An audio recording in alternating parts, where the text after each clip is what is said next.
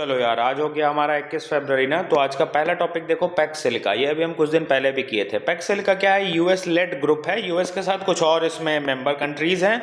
और इनका काम क्या है? काम यही है कि ये स्मूथ सप्लाई चेन इंश्योर करेंगे क्रिटिकल मिनरल्स का। हम जानते हैं ना, क्रिटिकल मिनरल्स के लिए पूरी दुनिया चाइना पे डिपेंडेंट है। 85% से भी ज्यादा प्रोसेसिंग क्रिटिकल मिनरल्स का चाइना कम कर रहा है। उसी डिपेंडेंसी को कम करने के लिए यूएस लेड ग्रुप ने ये पैक्स सिलिका इनिशिएटिव शुरू किया था। ठीक, जब ये शुरू हुआ था तब इंडिया इसमें ज्वाइंट नहीं था। अब रिसेंटली इंडिया इसको ज्वाइन कर लिया है। ये एक दो महीने पहले का, ये एक महीने पहले का ये न्यूज़ है। तो इंडिया अभी इसको ज्वाइन कर लिया है क्योंकि यूएस के साथ रिश्ते थोड़े से ठीक भी तो हुए हैं। वो ट्रेड डील साइन हो गया है ना। और तुमको हम हमेशा से बता रहे हैं कि इंडिया अगर आज ट्रेड डील करे तो अमेरिका से रिश्ते कल सुबह से अच्छे होने लगेंगे। तो मेन ट्रेड डील की ही लड़ाई थी। अब हमने ट्रेड डील साइन किया है, लेकिन हाँ, पूरा यूएस के कंडीशन के हिसाब से नहीं किया है। हमने अपने स्ट्रेटेजिक इंटरेस्ट, ऑटोनॉमी को मेंटेन रखते हुए उस ट्रेड डील को साइन किया है। तो रिश्ते थोड़े से अच्छे हुए हैं। रिश्ते अच्छे हुए हैं तो इंडिया इसको ज्वाइन कर लिया है पैक्स सिलिका को। न्यूज़ बस इतना ही था।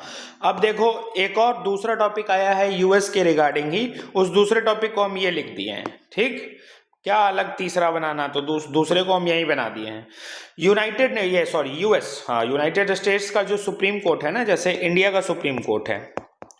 इंडिया का सुप्रीम कोर्ट कुछ बोलता है तो हम करंट अफेयर में पढ़ते हैं। तो अमेरिका के सुप्रीम कोर्ट ने, जो अमेरिका की हाईएस्ट जुडिशियल बेंच है सुप्रीम कोर्ट की, उसने ट्रंप के टैरिफ पॉलिसी को स्टे कर दिया है।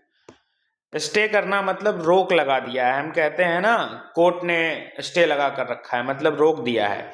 तो यूएस की सुप्रीम कोर्ट ने ट्रंप के टैरिफ के एक्शन को रोक दिया है। इस बात का क्या मतलब निकल रहा है कि अमेरिका के अंदर भी लोग ट्रंप के एडवर्सिटीज से परेशान हैं।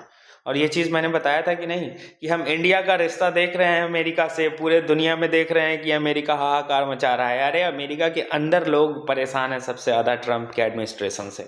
और देखो, वहाँ के सुप्रीम कोर्ट ने ट्रंप के उस टैरिफ के एक्शन को हॉल्ट किया है, रोक दिया है। तो देखो, एक होता है इंटरनेशनल रिलेशन पढ़ना, एक होता है पढ़ाना, और तीसरा होता है प्रेडिक्ट करना। तो एक दो महीना पहले हम ये प्रेडिक्ट किए थे ना। और एक और चीज बता रहे हैं, ट्रंप के इस एडवर्सिटीज का कारण यही है कि तीसरी बार उसको चुनाव लड़ना नहीं है। वो लड़ ही नहीं सकता है। पहला टर्नर याद करो ना ट्रंप का, ये वही ट्रंप है जब इंडिया और यूएस इतने क्लोज आए थे। लोग कहते हैं कि लास्ट डिकेड में इंडिया और यूएस के रिश्ते अच्छे होने लगे हैं। नहीं, हम कहते हैं इंडिया और यूएस के रिश्ते तब अच्छे हुए हैं जब मोदी और ट्रंप की कोलैबोरेशन शुरू हुई है। ट्रंप का पहला रिजीम था। दूसरे रिजीम में तो वो डिक्टेटर हो गया है। उसको पता है कि अब हम तीसरी बार चुनाव लड़ नहीं सकते हैं, तो जो चाहो कर लो। एक कैपिटलिस्ट आदमी है, अपना फायदा देख रहा है। तुमको क्या लग रहा है वो बस पावर और डोमिनेंस के लिए कर रहा है? अरे कमाई चल रही है। इंटरनेशनल पॉलिटिक्स जो दिखता है वो है नहीं। ठीक, तो बस छोड़ो, हटाओ। तुम्हारे लिए एक काम का बस इतना ही था, बता दिए। ठीक, ट्रंप को अब तीसरी बार चुनाव लड़ना नहीं है, इसलिए उसको वोट बैंक से मतलब नहीं है। नहीं तो ट्रंप से अगर पूरी दुनिया परेशान है ना, तो पूरी दुनिया अगर 60-70% लेवल का परेशान है, तो अमेरिका के लोग जो अंदर रह रहे हैं ना, वो ट्रंप से 95% परेशान है। और जो बात में हमने कही थी उसका ये एग्जाम्पल है कि यूएस की जो टॉप जुडिशियरी है, उसने ट्रंप के टैरिफ के एक्शन को रोक दिया है। कहीं ना कहीं कुछ ना कुछ दिक्कत तो आ रही है, तभी तो रोका है।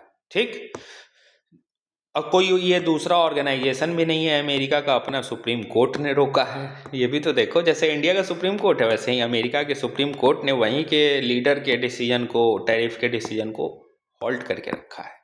अपोजिशंस ऑलरेडी विद्रोह कर रहे थे। वो तो जब तुमको हम यूरोपियन यूनियन वाला बताए थे कि यूरोप ये लोग क्लोज आ रहे हैं, रसिया, जर्मनी, जॉर्जिया, इटली, इंडिया, ये सब यूएस के अगेंस्ट क्लोज आ रहे हैं, जब ग्रीनलैंड कराए थे तुमको। तो उसके एम्बिट में भी ये चीज़ें चलती हैं। तो इंटरनेशनल पॉलिटिक्स जो दिख रहा है उतना है नहीं, सीधी बात।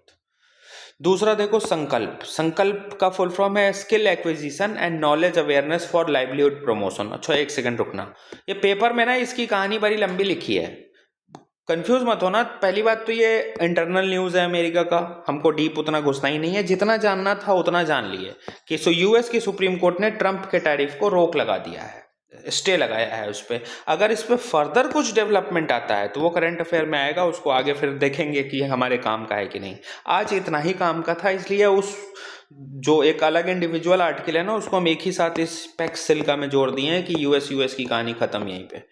ठीक, ये संकल्प इनिशिएटिव का फुल फॉर्म देख लो, skill acquisition and knowledge awareness for livelihood promotion. मतलब लाइवलीहुड प्रमोट हमको करना है ना, इसके लिए स्किल ट्रेनिंग कराओ, नॉलेज दो, लोगों को अवेयर करो, तभी तो लाइवलीहुड का प्रमोशन होगा। इसी के लिए संकल्प इनिशिएटिव लाया गया था। मिनिस्ट्री ऑफ स्किल डेवलपमेंट के अंडर ये काम करती है। वर्ल्ड बैंक ने इसको लोन असिस्टेंस भी प्रोवाइड किया है।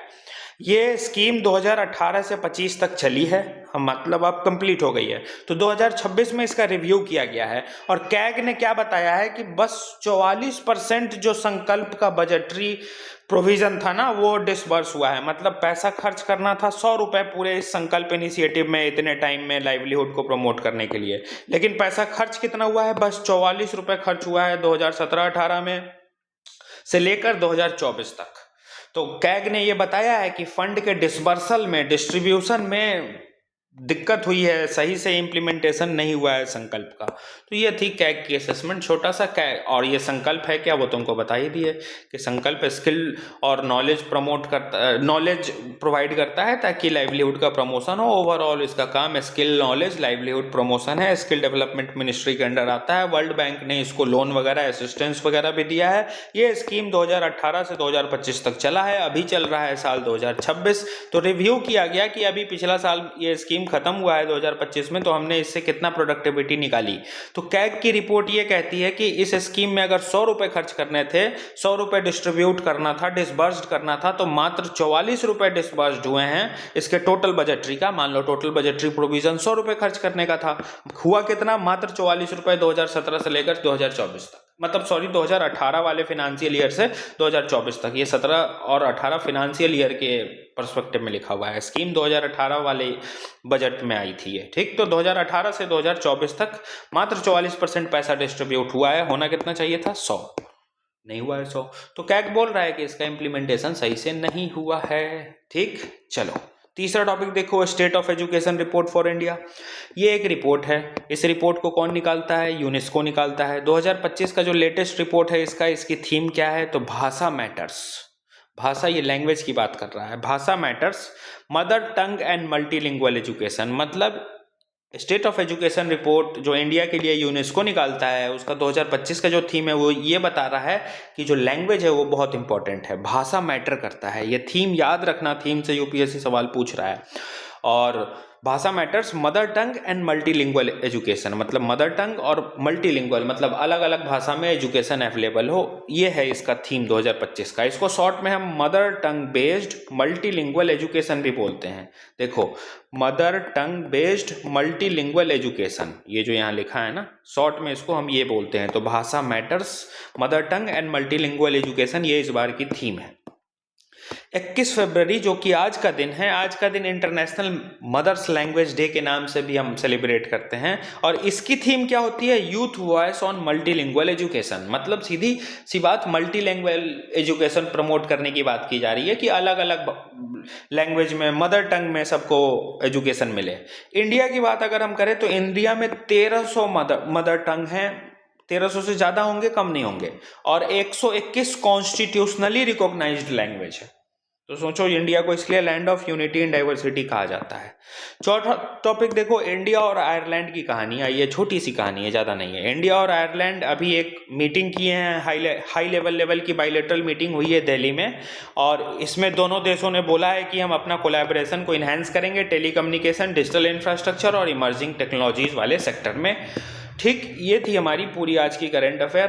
करंट अफेयर आज छोटा ही आया है। करंट अफेयर तुम्हारा मंडे को आएगा, बहुत मस्त मस्त। मंडे को पहला एआई इम्पैक्ट समिट आएगा, 16 से 20 तारीख तक होना था, 20 फरवरी तक, आज 21 फरवरी हो गया। आज दिन भर में पूरा इस एआई इम्पैक्ट समिट की कहानी आएगी, मैं तुम्हें मंडे को करा दूंगा। तो ये एआई के लिए तैयार हो, आएगा पूरा लाइफ साइकिल ऑफ एआई करके रखना। याद करो, अभी कुछ दिन पहले, हाल ही में, शायद फरवरी में ही या जनवरी लास्ट में, तुमको हम लाइफ साइकिल ऑफ एआई एक टॉपिक कराए थे और बोले थे तुम्हारा आंसर यूनिक हो जाएगा।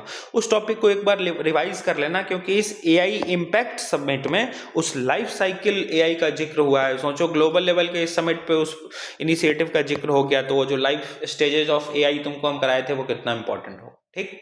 आज कोई मेंस का क्वेश्चन बनना नहीं है, तुम खुद सोचो ना, तुम जो क्वेश्चन 4 बार लिख चुके हो वही तुमको हम एआई, आर्टिफिशियल इंटेलिजेंस, एसआईआर दे देकर क्यों तुम्हारा टाइम वेस्ट करें। आज कुछ नहीं मेंस का बनना है, प्रीलिम्स वाला पीवाईक्यू सॉल्व करो और फिर मंडे को करते हैं, मंडे को क्वेश्चन आएगा मेंस का भेजेंगे। ठीक है, चलो टेक केयर।